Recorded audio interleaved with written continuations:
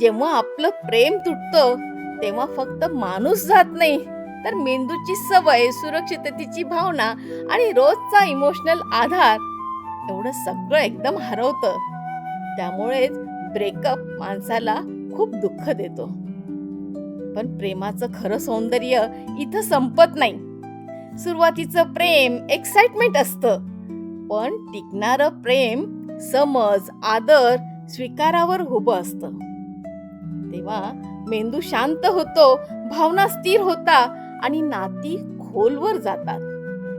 प्रेम म्हणजे सतत आनंदी असणं नाही, तर एकमेकांसोबत सुरक्षित असणं होय. शेवटी एवढंच सांगायचं आहे की आपण प्रेमात पडतो हे खरं आहे, पण मेंदू आपल्याला प्रेमात पाडतो हे अजून जास्त खरं आहे.